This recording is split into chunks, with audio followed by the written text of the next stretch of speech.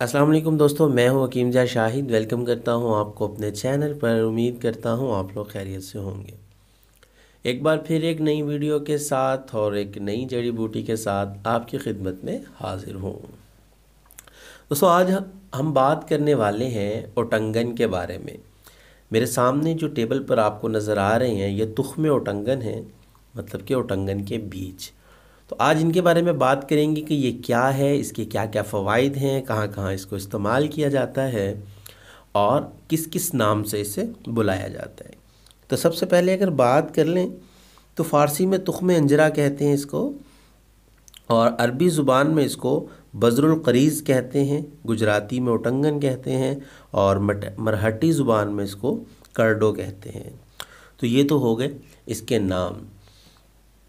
अब ये होता क्या है, ये बीज होते हैं जो कि अलसी के बीज, जैसे मैंने आपको दिखा चुका हूँ, अलसी के बीज के बारे में मेरी वीडियो है, तो उससे बड़े ये मुशाबे होते हैं, उनकी शक्ल इनसे मिलती है और जायका जो होता है इनका फीका सा होता है।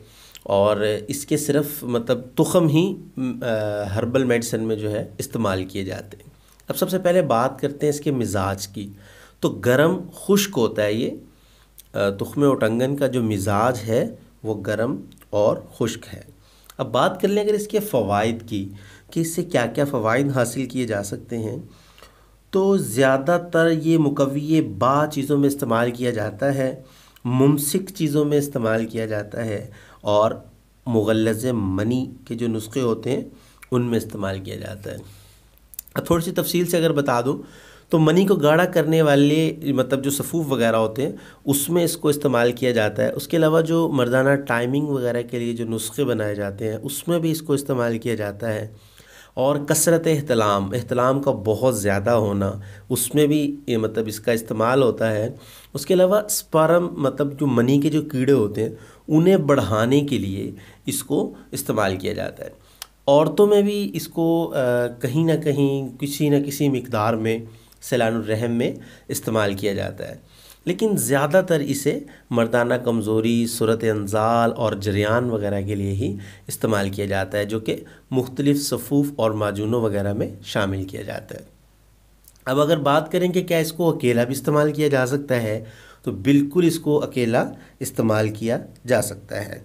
अब इसको अकेला अगर इस्तेमाल करेंगे तो मैं इसकी मिक़दार ख़ुराक तो आगे जाके आपको बता दूंगा कि इसकी मुकम्मल मिक़दार ख़ुराक क्या है, लेकिन 5 ग्राम बीज जो हैं आप साफ़ मतलब कर लें इनको, सालम मतलब साबुत बीज लेके, और इसके बराबर जो है चीनी मिलाकर दूध के साथ अगर खाया जाए तो जरियान और सूरत अंजाल के लिए बहुत ज़्यादा फ़ायदेमंद हो जाता है।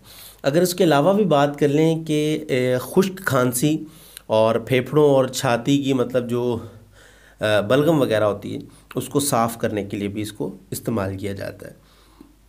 अब जो सबसे इसका मेन फ़ायदा जो इससे हासिल किया जाता है वो स्पर्म बढ़ाने के लिए और मादा मनविया को गाढ़ा करने के लिए और उसकी मिक़दार को बढ़ाने के लिए इस्तेमाल किया जाता है।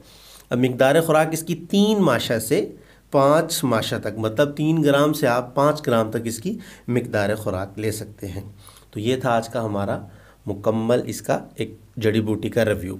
तो उम्मीद करता हूँ आज की वीडियो भी आपको पसंद आई होगी। दोस्तों, अगर वीडियो पसंद आए तो लाइक भी किया करें, शेयर भी कर दिया करें, ताकि आपके साथ साथ दूसरों का भी फ़ायदा हो जाए। तो चैनल को ज़रूर सब्सक्राइब कर लीजिएगा, नोटिफिकेशन की बेल को भी ऑन कर लीजिएगा, ताकि मेरी हर नए आने वाली वीडियो आपको मिलती रहे। तो आज के लिए इतना ही था, मिलते हैं किसी अगली वीडियो में। हकीम जा शाहिद को इजाज़त दीजिए। अल्लाह हाफिज़।